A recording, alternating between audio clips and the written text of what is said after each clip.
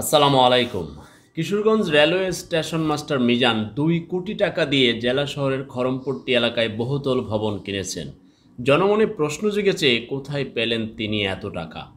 খোঁজ নিয়ে জানা গেছে, তিনি করিমগঞ্জের উর্দিগির মরিচখালী বাজারে 90 লাখ টাকা দিয়ে একটি মার্কেটও কিনেছেন।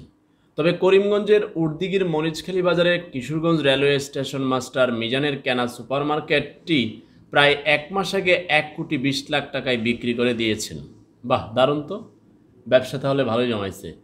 স্টেশন মাস্টার মিজানুর রহমান করিমগঞ্জ উপজেলার উজান ভরাটিয়া জলভাঙ্গা গ্রামের রেসত আলীর ছেলে। তার প্রতিবেশীরা বলেছেন, কেউ টাকা পয়সার মালিক হলে এলাকার মানুষের চোখে পড়ে, স্বাভাবিক।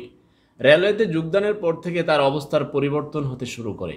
এখন তিনিও তার পরিবার কোটি কোটি টাকার মালিক। বৃহস্পতিবার বিকেলে মার্কেটের দোকান বিক্রির বিষয়ে জানতে চাইলে স্টেশন মাস্টার মিজানুর রহমান জানান, মরিচখালী বাজারের মার্কেটের দোকানগুলো প্রায় 1 মাস আগে বিক্রি করা হয়েছে। জেলা শহরের খড়মপট্টি এলাকার বহুতল ভবন কেনার বিষয়ে জানতে চাইলে তিনি জানান, খড়মপট্টি এলাকায় একটি ভবন কেনা হয়েছে 2,01,00,000 টাকা দিয়ে। এর মধ্যে 35 লাখ টাকার একটি ফ্ল্যাট রেজিস্ট্রি করার বাকি রয়েছে। এই ফ্ল্যাটটি নিয়ে সর্বমোট 2,01,00,000 টাকা খরচ হবে বলে জানান তিনি। এটা ডেইলি বাংলাদেশে রিপোর্টটা প্রকাশিত হয়েছে। হয়তো আরও গভীরভাবে তদন্ত শুরু হলে হয়তো আরও আপনি বড় আকারে জানতে পারবেন। এখন রেল স্টেশনের সংশ্লিষ্ট একজন লোকের সাথে জিজ্ঞেস করেছিলাম যে একজন স্টেশন মাস্টার কততম গ্রেডে চাকরি করেন।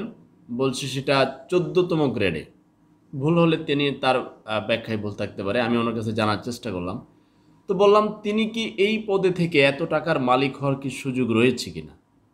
তো তিনি বলছেন, কেউ যদি দুর্নীতি করে সেটা করতেই পারে।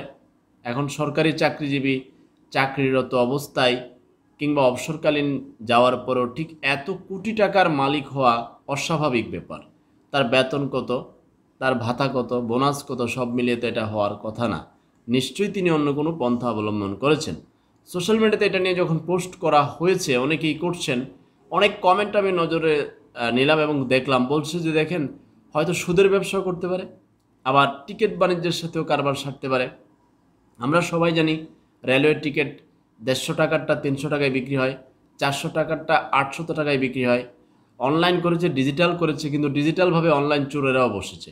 যখনই ছাড়বে কিছুক্ষণ পরে দেখবেন সব বিক্রি হয়ে গেছে।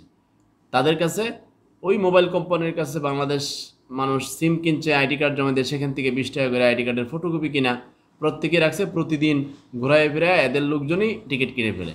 তখন তারা তাদের কর্মী বাহিনীকে দিয়া, ট্রেন সংশ্লিষ্ট সবাই দিয়ে 150 টাকার টাকা 300 টাকা বিক্রি করে। এটা প্রকাশ্য দিবালোকে চলে। এই জন্য বলি যে ট্রেন সংশ্লিষ্ট যারা আছে উপর থেকে নিচ, তারা বেহেস্তে যাবে কিনা বড় প্রশ্ন। উত্তর কারো থাকলে দিয়েন। মানে একটা যন্ত্রণা কাকে বলে? ট্রেনে পারিবারিক ভ্রমণে যাবেন, টিকিট পাবেন না। টিকিট আছে, ভিতরে নাই, বাহিরে আছে। বাহিরে ওদের কর্মীদের কাছে আছে, ওরা উমরা করে আসছে, হজ করে আসছে, হয়তো হজের টাকার জন্য। না হলে এরকম 2 কোটি টাকার বাড়ি, 1 কোটি টাকার মার্কেট, কি সর্বনাশ! এখন ওনার ব্যাপারে আরও তদন্ত হচ্ছে। রাইটর রং সময় বলে দিবে, আরও বড় করে তদন্ত হবে। এখন এরকম ঘটনা আমার সোনার বাংলায়, আমার সোনার বাংলার বলতে ভালো লাগে না, আমার চোরের বাংলায় চলছে, দেদারসে চলছে। নীতি নৈতিকতা ভুলে গেছে, মনুষ্যত্ব বিকিয়ে ফেলেছে। এখন শুধু সবার দরকার টাকা আর টাকা। কারণ সমাজ বুঝিয়ে দিয়েছে, তোমার টাকা থাকলে তুমি সম্মান পাবে, টাকা থাকলে বড় চেয়ার পাবে, টাকা থাকলে কোথায় বসতে পারবে? জায়গা মতো বসতে পারবে। এই জন্যই এই প্রকাশিত খবরের শিরোনাম ছিল, আঙ্গুল ফুলে কলা গাছ, কিশোরগঞ্জের স্টেশন মাস্টার মিজান। চমৎকার নাম, কিন্তু সেই মিজান এখন কামিয়েছেন বহু টাকা। 2 কোটি টাকা দিয়ে তিনি খড়মপট্টির মতো এলাকায় পুরো বিল্ডিং কিনে ফেলেছেন। এরপরে তিনি ওই যে মরিচখালের এখানে 1 কোটি টাকা দিয়ে মার্কেট কিনেছেন, সেটা আবার বিক্রিও করে দিয়েছেন। তার মানে 3 কোটি টাকার হিসাব, তাহলে কয় কোটি টাকার মালিক তিনি? আশা করি একদিন চোরের বাংলা সত্যিকারের সোনার বাংলা হয়ে উঠবে।